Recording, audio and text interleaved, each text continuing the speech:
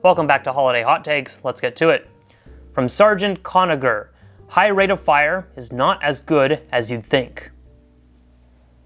How good do you think that I think high rate of fire is?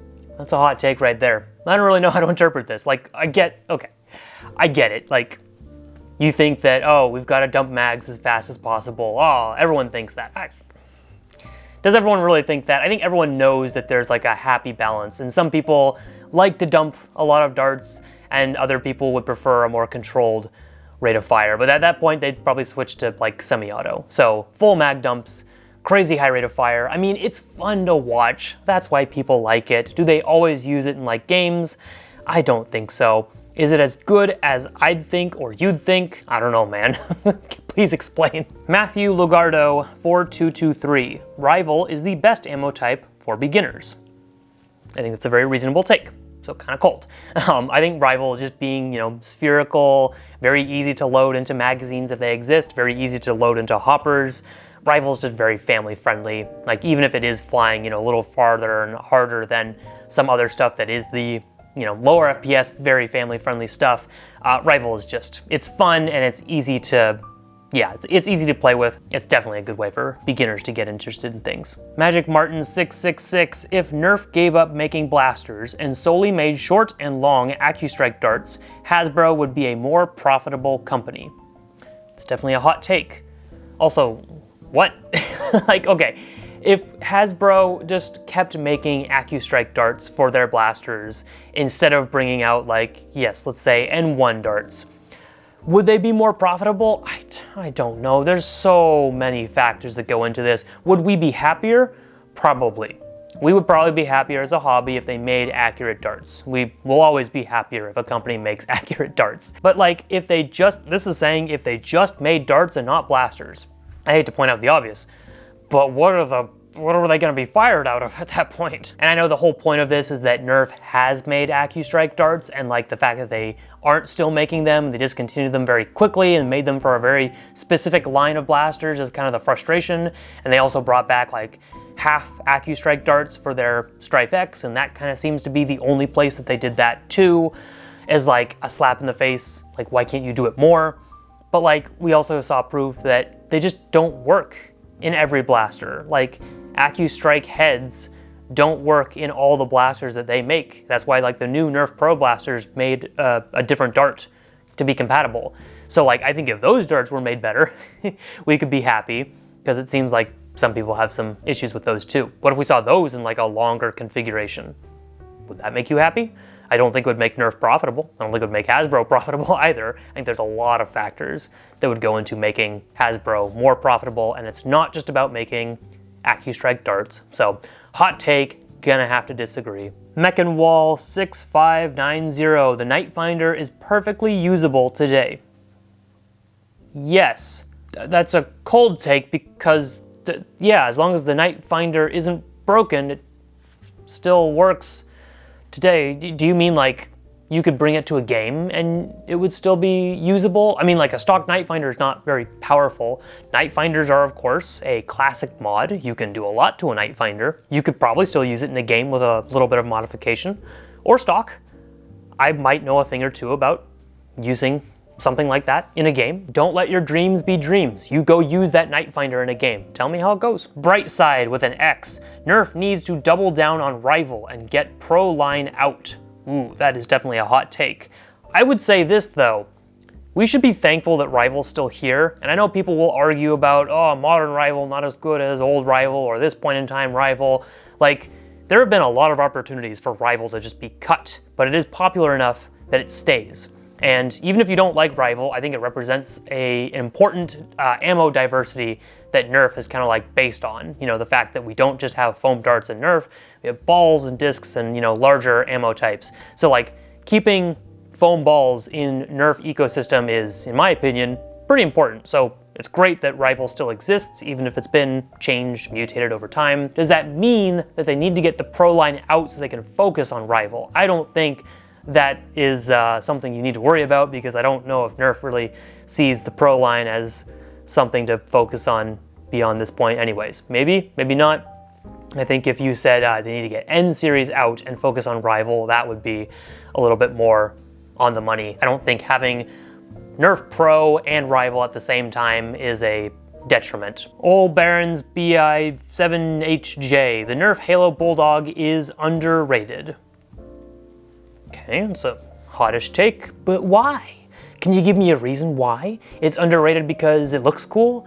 It performs better than you expected? The Nerf Halo Bulldog will blow your mind? It's rare and now you can't get it, therefore it's underrated? Is it on Amazon, like only have 3 stars and you think it deserves 4? Stephen Jameson 3085. Worker needs to take another crack at a Strifeoid with their current design language. Ooh, I agree with that. Maybe that's gonna be a hot take because people are sick of strifes overall? Whatever. The old worker design language that they did with strifes was interesting. Some of their modern stuff I think would produce a pretty cool looking blaster and probably be a bit more reliable than some of that old stuff too. Especially because they'd probably be putting it out as a completed blaster and not as like a shell, and then you've got to figure out all the stuff you want to put in yourself. Lazy? Yes. Do I want that?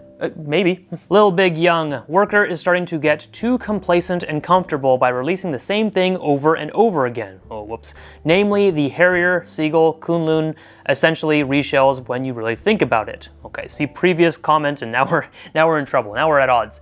I don't know if this is a hot take or a cold take. I think it really depends on who you talk to. We'll call it a reasonable take then. I think overall we can kind of appreciate the more modern approach that Worker takes to blasters, at least with like quality.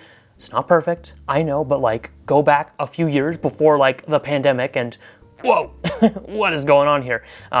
If you know, you know. So yes, they've gotten a little complacent with some of their offerings now, and it does feel like the most recent blaster they've put out is just a little too similar to the Harrier. Maybe it's a little bit different. The prices are definitely high.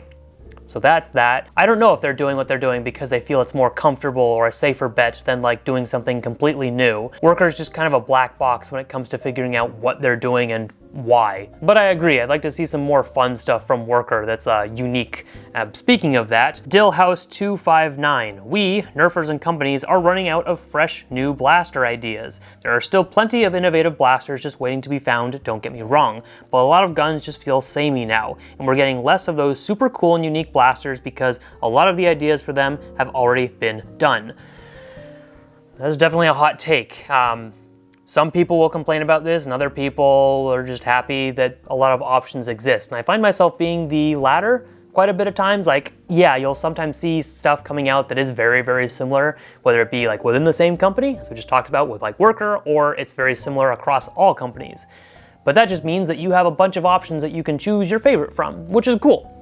But what happens when, yes, after like 3 years, every company has released like a very similar blaster, and now you're like, okay, well now there's just more options to choose from this same category, and it gets a little bit, yeah, samey, stale. But I also think that a lot of people, they talk about what they want, and then the companies kind of react, or like they just don't see the risk. So they don't take as many chances because it's not worth a big flop. I know there's a comment I put in a later video that dives a little bit more into this, but yeah, it does feel like sometimes we're running out of ideas, but I think there's always going to be something. There's always like a new approach to an old idea that might just be executed better, which will feel like it's unoriginal, but if it's done better, then, you know, we're all ears, like new manufacturing techniques, new companies that are willing to like put higher quality materials into a particular product. I don't know, I don't think we're completely out of ideas, but I think it's hard to sometimes see them come to light. From Cameric, I still think that the Hyper Rush 40 is an amazing blaster. Hot take, there we go. At least for indoor area play, and for the price unmodded, it's on par with pro level blasters. Is it on par with pro level blasters? Maybe, maybe not. You say indoor, I can agree with that a little bit, but oh wait, the Rush 40. Why did my mind go to the Mach 100? Rush 40, yes. Okay, I agree more with that. Sorry, you'd think I would know all the hyper blasters off the top of my head, but it's been a while. The Rush 40 can be a lot of fun. It is definitely one of the strongest in the line's offerings, And I think if you're using just standard hyper still, you can get pretty good with it, as long as the club that you're playing at or where you're playing at allows hyper. And I do think overall, hyper has its place indoors. It can be pretty fun. What was that big, the big one that came out later, like the pump action one? That one was actually kind of fun to use indoors. Biggie, like too big, but fun. Jackal Blade 9, we need more blasters like the Adventure Force Desperado. Cheap, well-made, and dare I say, gimmicky. Agree. We need a balance of affordability and fun. I think the Desperado is a great example of that isn't just like a single shot blaster. Dart Zone under the Adventure Force line, same with X-Shot. I think I've been able to put out some really good ones in that category. X-Shot usually being the kings of single shot blasters. No one's coming to take your crown, guys. You can change it up a little bit.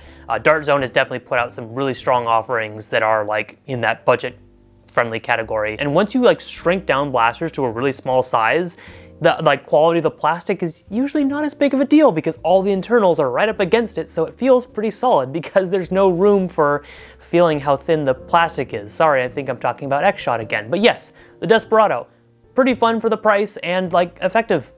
I wish Nerf was putting out more stuff like that again. I don't know if they just don't want to or they don't see the purpose of it, but they used to like have some cool stuff. Snapfire 8, anyone? Can we even call that gimmicky? I guess it is. Depends on who you talk to.